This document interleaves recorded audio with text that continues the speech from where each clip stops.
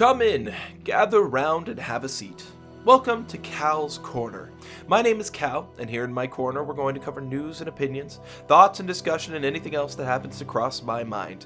What's bugging me today is the packed gaming year that is 2020, and how many of those titles strike me as having minor or even major red flags. If I'm being totally frank, the majority of these games I was already on the fence about. I'm not exactly nostalgic or were interested in most in the first place, so there could be stuff that strikes me as a red flag that just doesn't for others, and that's totally okay. That being said, of course everything here is just my opinion, and feel free to give your own takes and opinions in the comments. Let's start off with the more apparent and work to the bottom.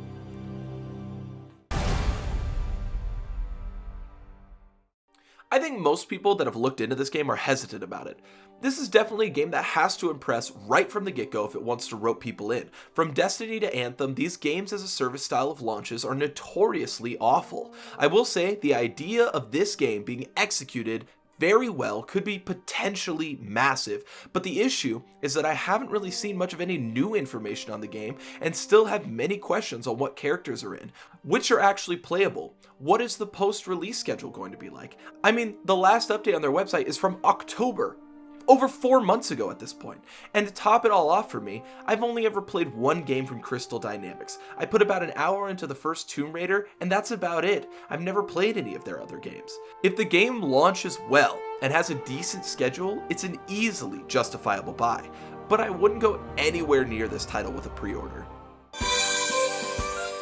Pokemon Mystery Dungeon Rescue Team DX. So the Mystery Dungeon remake is big news, and at first I was actually pretty excited for it. My girlfriend loves cutesy games, and I try to pick up big ones when I see them to play with her. I wasn't very impressed with the trailer, but the demo had me excited and showed a lot of confidence from developers. Demos can be a 50-50 gamble sometimes, and I think that's why they went so far down in popularity compared to the early 2000s, and that gamble didn't really pay off for us. The game is cute, and the characters are able to emote better than the original.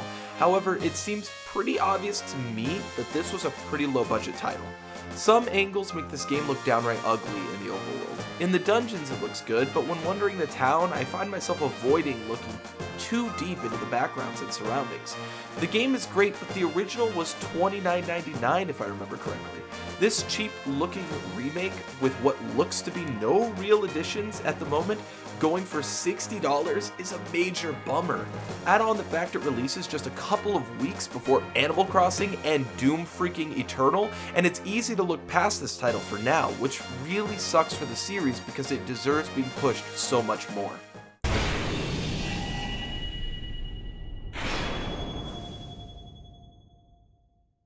From here on out, we get pretty controversial.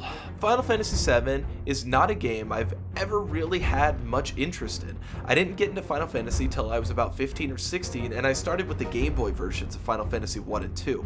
I played all the way up to 6 because they were extremely easy to access, but I hit a roadblock when it came to Final Fantasy VII. At the time, basically the only way to play was the PS1 version. Alongside that, pixel art aged a lot better than the game's 3D graphics.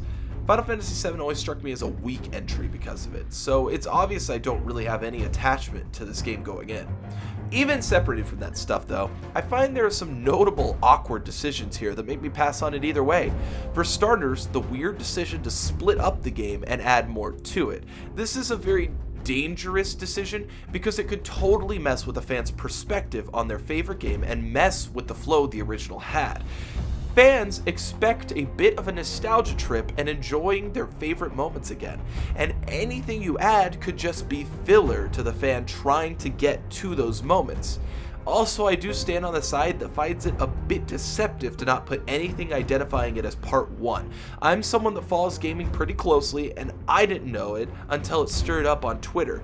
It was fairly disappointing to see some fans of the game with big audiences come out and treat the people that felt that it was deceptive as idiots. Everything about the game at face value appears to be a full remake, and a large portion of fans don't exactly dig too deep into games anymore. You have to remember that the game was released over 20 years ago. If I was a college kid at the time or coming out of high school, I'm now in my 40s, and there's a good chance I don't keep up with these games. It's pretty easy to miss the one statement by Katase if I don't go out of my way to find it, and I'm just wandering through GameStop and see it on the wall and decide to grab it to reminisce. I might be in for a rude awakening.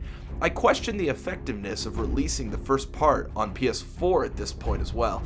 Given that this series might take a while for all 3 or more parts to be released, having one version on a console that is so close to being obsolete seems odd. Now normally this wouldn't be an issue, series are released across consoles all the time, even when being multiple parts of the same story essentially. I mean, look at Halo. This is a remake though, and to me makes me think that taking a 50-hour story and attempting to turn it into a 300-hour story with notable graphical and frame rate differences across the games could make things feel pretty disconnected. That's even if part 1 matches the length of the original, which personally I don't think it will, and I'm not alone. Nothing I've said here is really new, and it's not really an attempt to stop people from buying, but for me this game is definitely a wait to buy. I must be out to make some enemies today. Once again, I'm talking about developers I don't really care for or have any attachment to. I tried Witcher 3 and found the gameplay pretty grating and didn't really care for the dialogue. I moved on to other games after about 3 hours of playing. Maybe that's not enough time to have fully wrapped around everything, but there were other playthroughs I wanted to get to, and RPGs and I have always struggled to get along. However, I was pretty interested in this title. I figured a more action, FPS focused game could hold my attention longer, but as I dug a little deeper into it, I found less and less to be interested in.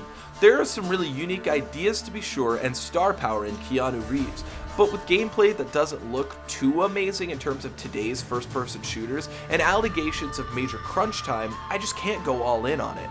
Multiplayer coming almost 2 years after the game's release, if not more, is one of the most awkward decisions I've seen, unless that's its own game, which hasn't been mentioned anywhere I've seen. With crunch time comes burnout. The fall of BioWare has been a hot topic throughout this last year, and I for one am worried we might see the same thing happen to CD Projekt Red. I get the hype, I see the potential, but I would have to see quite a bit more before I jump on that bandwagon. This is probably the most likely to prove me wrong on this list, but I figured it was worth mentioning.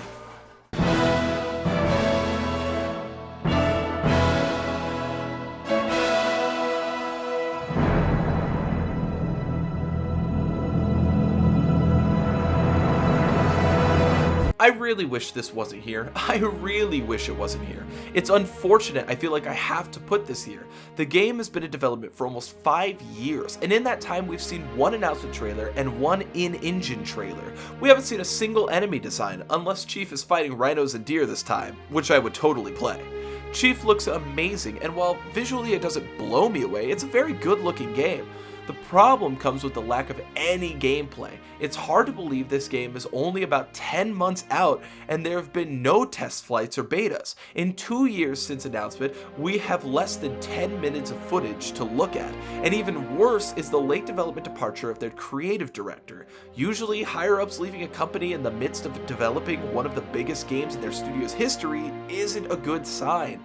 Halo 5 went through quite the redemption arc. I've seen many tout it as one of the best multiplayer Halo experiences after being panned on release, with Game Pass making Infinite so accessible at a low price, and knowing Microsoft will stick by the game keeps me faithful, but I can't deny that this game has some red flags surrounding it, and 343 has to start hitting it hard and soon if they want to prove us wrong. I've seen people that flat out don't realize a new Halo game is on the way out because it's been talked about so little. We need some advertising for this game, and soon, or I worry we could be looking at a dud launch for the Series X. So that's it. 5 big releases for 2020 with maybe a few too many questions surrounding them. More than likely some of these games will still be great on launch and this video will age like milk, but I love a good rant and healthy discussion. So thanks for watching me and participating, and be sure to let me know what's bugging you. I'm Cal, and I'll see you around the corner.